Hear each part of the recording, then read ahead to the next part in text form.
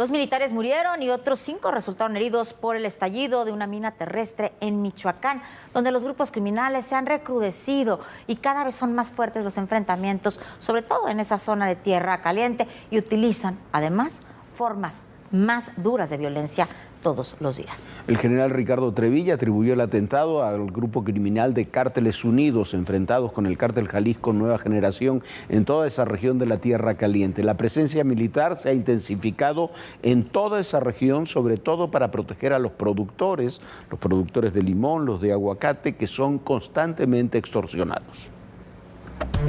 Cárteles Unidos es el grupo responsable de la agresión con minas explosivas a militares cuando inspeccionaban un narcocampamento en la localidad de Los Gallineros, en los límites de Michoacán con Jalisco. A las 9 de la mañana, en un lugar al sur de Cotija, se tuvo información que ahí existía un campamento con personal armado. Se despliega personal militar, se realizan reconocimientos aéreos, sí se ubican unas instalaciones que fungían como un campamento, no se observa gente armada en ese momento. El grupo criminal dejó minas terrestres en su campamento. Descienden, inician su desplazamiento a pie y localizan 3 cuerpos desmembrados. El personal rodea el área para efectuar reconocimientos y en ese momento estalla un artefacto explosivo improvisado. Lamentablemente fallecen 2 compañeros, 2 soldados y 5 más fueron heridos, entre ellos un mayor que llevaba el mando de ese grupo.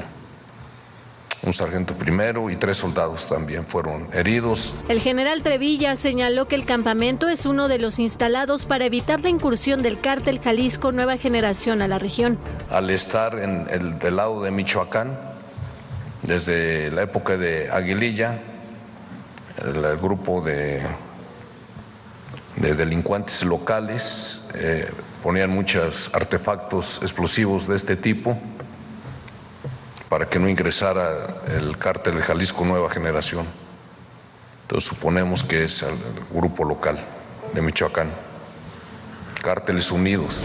El titular de la Defensa Nacional dijo que en el sexenio pasado fallecieron 6 militares por la explosión de minas que catalogó como rústicas. Cárteles Unidos es un grupo criminal formado por los Viagras, el Cártel de Tepalcatepec, Caballeros Templarios, Blancos de Troya y otras facciones menores como los Revueltas, que se unieron a finales de 2019 para impedir la entrada del Cártel Jalisco por Aguililla, tierra natal de Nemesio Oseguera Cervantes el Mencho, líder de esa organización criminal.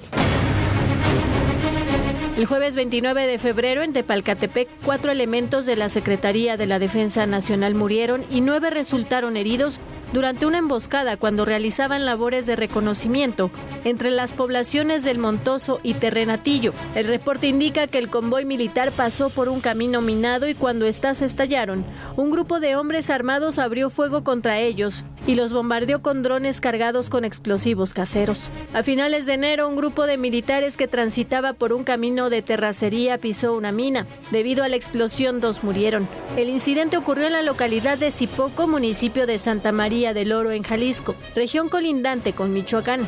El 9 de mayo, integrantes del Cártel Jalisco Nueva Generación emboscaron a militares en la comunidad La Laguneta, municipio de Tocumbo, cuando respondían a un llamado por un enfrentamiento. 10 criminales fueron abatidos. Mientras que a finales de enero de 2022, un camión blindado de la Defensa Nacional explotó al pasar por una mina terrestre cuando patrullaba la zona.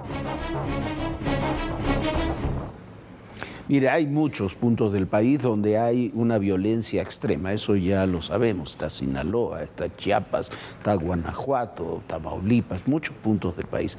Pero lo que ocurre en Michoacán en toda esa región de Michoacán, la Tierra Caliente, que llega a eso hasta las fronteras después con Jalisco también, como este incidente que hubo ahora, se ha transformado en un problema de seguridad interior, no solamente de seguridad pública. ¿Por qué de seguridad interior? Porque se están utilizando, por eso está el ejército en esa zona y no la Guardia Nacional y otras instancias, porque hay un grado de enfrentamiento con armamento como estas, las minas antipersonales, drones con explosivos, que son un desafío al Estado, no solamente a la seguridad de los ciudadanos, es un desafío al Estado, es un enfrentamiento de otro tipo el que se produce en Michoacán, en todas esas zonas de Michoacán. Hay que prestarle mucha atención porque hemos estado muy atentos a lo que pasa en Sinaloa, a lo que pasa en Chiapas, a lo que pasa en otras zonas del país, pero lo que ocurre en Michoacán es gravísimo y es uno de los lugares donde mayor desplazamiento de fuerzas militares hay en la actualidad, Viviana. Sí, Jorge, y precisamente hoy, esta mañana, el secretario de Seguridad, Omar García Harfuch, presentó su informe semanal. En este destacó que en lo que va de esta administración se han detenido a casi 7,000 personas que estaban involucradas con el crimen organizado y también se han decomisado a más de 6.1 toneladas de drogas. Es muchísimo. El secretario Omar García Harfuch presentó los resultados de la estrategia de seguridad en Sinaloa. Esto tras su estancia en esa entidad del 3 al 10 de diciembre. Del 3 de diciembre a la fecha se han llevado 21 acciones operativas por parte de la Secretaría de la Defensa Nacional, Secretaría de Marina, Guardia Nacional, Fiscalía General de la República, Secretaría de Seguridad, logrando aseguramientos históricos de droga, incluyendo el de fentanilo y la detención de 29 generadores de violencia. Ayer también, en una acción coordinada por la Secretaría de la Defensa Nacional y la Fiscalía General de la República, se detuvo a una persona más con orden de aprehensión generadora de violencia en Sinaloa. El secretario destacó el aseguramiento de 1 tonelada de fentanilo. Se efectuaron acciones operativas encabezadas por la Secretaría de Marina en Ahome y Guasave, que derivaron en la detención de Elier Jaciel y Javier Alonso N., encargados del tráfico de fentanilo. Personal del Defensa, Marina y Fiscalía General de la República realizaron el aseguramiento histórico de más de 1 tonelada de fentanilo. Precisó que en Culiacán se realizaron diversas detenciones para debilitar la estructura de los traficantes de droga. Se ubicó un laboratorio utilizado para la elaboración de metanfetamina y almacenamiento de marihuana. En el lugar se aseguraron varios kilos de este narcótico y se detuvo a 2 integrantes. Se cumplimentaron 2 órdenes de aprehensión contra Paula Alexander N. y Carla N. Esta persona es identificado como operador de una célula. Se interceptó un tractocamión que transportaba 16,000 litros de un precursor químico utilizado para la elaboración de metanfetamina. También presentó los resultados que se tienen en otros estados con altos índices delictivos. En los estados de Baja California, Estado de México, Guanajuato, Guerrero, Michoacán, Querétaro y Sinaloa, personal de la Secretaría de la Defensa Nacional y de la Secretaría de Marina y en coordinación con el Centro Nacional de Inteligencia, ha desarticulado y desmantelado 69 laboratorios clandestinos para la elaboración de metanfetaminas. En lo que va de la presente administración, detalló Omar García Harfuch, se han detenido a 6,745 personas por delitos de alto impacto y asegurado 6.1 toneladas de droga, así como 3,023 armas de fuego. Para ADN 40, Carmen Sánchez, Fuerza Informativa Azteca. Bueno, y de verdad que lo que pasa en México difícilmente se ve en cualquier otro país. Y cuando pensamos que puede ser una película, no, es una realidad. Por ejemplo, hoy en Santo Tomás de los Plátanos, en el Estado de México, Pedro Luis Hernández se dio a la fuga en medio de la ceremonia para que rindiera protesta para ser el nuevo alcalde en el periodo del 2025-2027.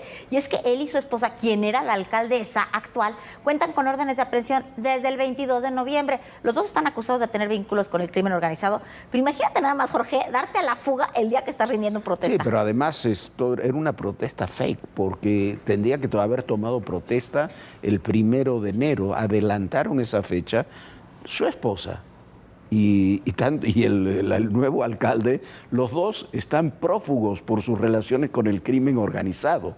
El alcalde buscaba rendir protesta, dejar a una persona de su confianza en el cargo y así seguir evadiendo la justicia. La llegada de las autoridades de de Justicia, de la Fiscalía Estatal, lo obligaron a ir. Es parte de las acciones que se realizan en el marco del operativo Enjambre, ese buen operativo que hay ahí en el Estado de México. Pero lo cierto es que el alcalde electo y su esposa, los dos huyeron protegidos por un grupo de seguridad que se atribuye al cártel de la Nueva Familia Michoacana, para que los dos, para ese grupo, trabajen.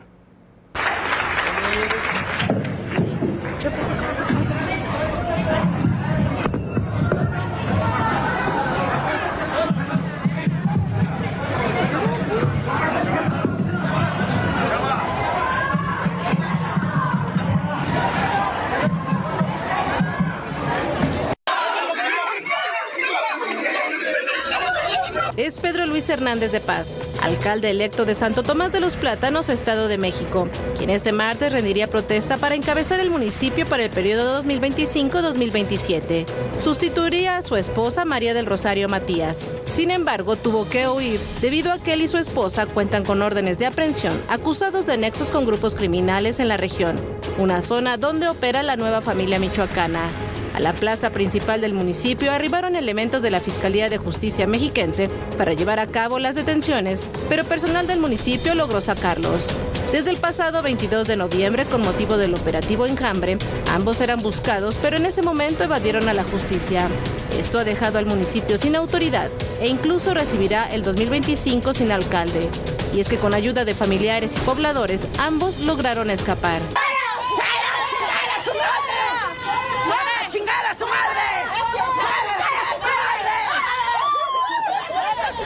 De acuerdo con los reportes, pobladores y familiares atravesaron vehículos en los caminos para impedir las operaciones de las fuerzas de seguridad federales. Y es que previo, Hernández de Paz consiguió un amparo que le permitió no ser detenido. Por ello decidió llegar al municipio para rendir protesta. Lo que te comento, no tienen fuero. Vamos a esperar los tiempos. Si ya tomó protesta, tendrá que presentarse a tomar posesión el día 1. Y bueno, si no, ya puede en ese caso actuar el suplente, porque hablaban de que iba a subir el suplente, pero si no había una toma de protesta del titular, no puede subir el suplente. Reportes periodísticos indican que María del Rosario Matías financió su campaña con dinero del crimen organizado. Se habla de 17 millones de pesos que el grupo criminal se cobraría con recursos públicos. A cambio, según los señalamientos, dejó que los delincuentes usaran el municipio para extorsiones, secuestros y cobro de piso.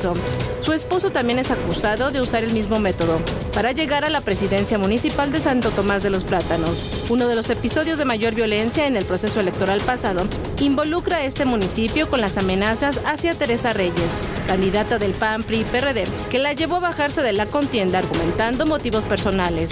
Esto luego del secuestro de su suegro. Bueno, lo que ocurrió ahí en Santo Tomás de los Plátanos es vergonzoso. Lo que ocurrió en Amanalco, donde fueron detenidos Eulalia y Chino y su esposo, le dicen Rey Francisco, que eran funcionarios, también están detenidos por el secuestro exprés de la presidenta municipal, Amabel López. No solamente la secuestraron, la tuvieron, la extorsionaron, la amenazaron para que dejara el cargo, asesinaron a un regidor y hoy finalmente fueron detenidos. Pero si hay algo que ha demostrado el operativo Enjambre es la podredumbre que hay en los municipios mexiquenses, como muchos otros del país, donde el crimen organizado y las autoridades municipales son una misma. Es muy difícil, en muchos otros estados no se puede hacer porque las fiscalías y las secretarías de seguridad públicas del estado también están cooptadas o están corrompidas por el crimen. En esta ocasión, en el Estado de México se ha dado una conjunción de un buen fiscal, un buen secretario de seguridad que están tratando de romper esas redes. Pero mire usted hasta dónde llega. Sí, Jorge, lo decías hace unos días y lo estás repitiendo ahora y tienes toda la razón. El trabajo que se ha hecho del gobierno federal directamente con la Fiscalía, que son los que ejecutan, los que arman todos los procesos y los ejecutan con la Secretaría de Seguridad del Estado de México, ha dado muy buenos resultados y bueno, así se tendrá que trabajar en el resto del país. Sigue habiendo muchos problemas en el Estado de México, pero bueno, por algo se empieza y ha sido muy acertado este operativo Enjambre. Y siguen las detenciones. El secretario de Seguridad, Omar García Harfuch, ha informado del arresto de Miguel Ángel. A este hombre le apodaban el Tigre y era objetivo prioritario en Quintana Roo, que cuenta este hombre que ustedes ven en pantalla con 2 órdenes de aprehensión por homicidio calificado. El Tigre fue el director general de la Policía de Investigación de la Fiscalía de Quintana Roo y lo detuvieron en Pachuca, Hidalgo. Y bueno, mire usted, este hombre, esa es la corrupción. El jefe de la Policía de Investigación de la Fiscalía Estatal es el jefe de la banda de secuestradores. Ayer fue repatriado a México, y lo platicamos, el narcotraficante Osiel Cárdenas. Ya está encarcelado en el penal del Altiplano, donde estuvo varios años antes de ser extraditado a los Estados Unidos. Osiel Cárdenas ha sido uno de los criminales más violentos de la historia del país y el responsable directo de un salto en la violencia criminal a fines de los 90, con la ruptura de todos los códigos, por más débiles que fueran esas reglas de juego, pero existían entre las propias mafias. Tenían esas reglas que se rompieron hasta que incursionó Osiel Cárdenas de la mano con los Zetas y que comenzaron siendo un grupo de su custodia personal para transformarse en uno de los grupos criminales más crueles, más violentos del país. Eso detonó todo el escenario de la lucha entre los grupos del narcotráfico. Esta es la verdadera historia de Osiel Cárdenas. Luego de ser recluido en el penal del Altiplano, Osiel Cárdenas Guillén se presentó ante un juez federal para definir su situación jurídica. Enfrenta una acusación por delincuencia organizada, 3 órdenes de aprehensión pendientes y 7 procesos penales vigentes. Por los 11 juicios podría alcanzar una pena de hasta 730 años de prisión. Osiel Cárdenas Guillén, edad 39 años, originario Matamoros, Tamaulipas. El ex líder del Cártel del Golfo y fundador de los Zetas es uno de los criminales más violentos de la historia. Es responsable directo del salto en la violencia criminal. Rompió con todos los códigos establecidos de la mano de los Zetas. Osiel Cárdenas Guillén entró al mundo del narcotráfico a los 19 años vendiendo cocaína. En 1992 fue detenido en Brownsville, Texas, por transportar cocaína. Fue sentenciado a 5 años de prisión, pero 2 años después lo extraditaron a México, donde obtuvo su libertad.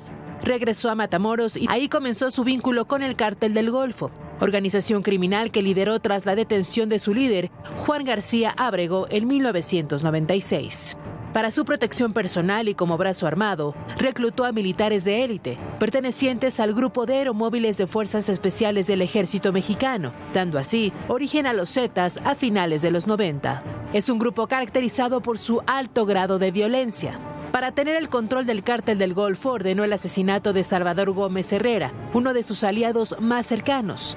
De ahí su apodo, el Mataamigos.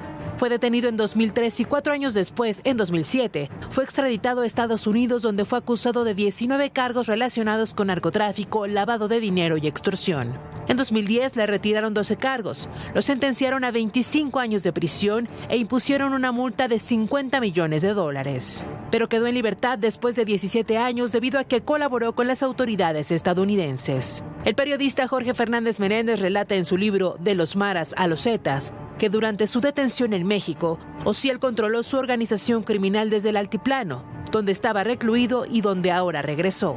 Desde ahí, además de seguir controlando sus actividades criminales, logró politizar con desplegados y entrevistas como no lo había hecho nunca antes un narcotraficante preso. Esto quedó al descubierto cuando en 2 operativos, uno en Metepec, Estado de México, y el otro en Lomas Virreyes, en el entonces Distrito Federal, se desmantelaron 2 células que servían como enlace de Cárdenas desde el penal.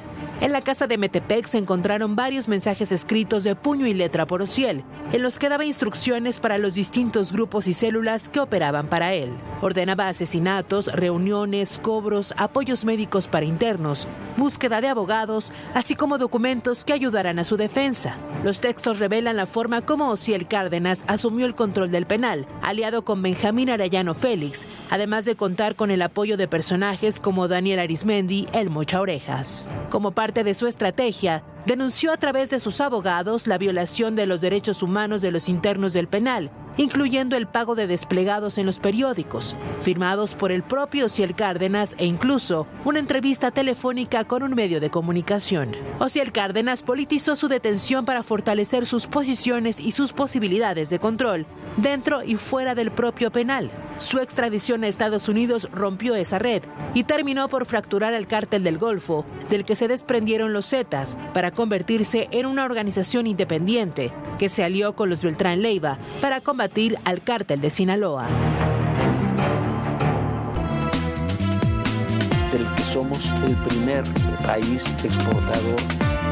Renunció, ¿por qué? Porque no estaba de acuerdo en la magnitud que ha tenido el narcotráfico mexicano. Las confrontaciones, las reacciones.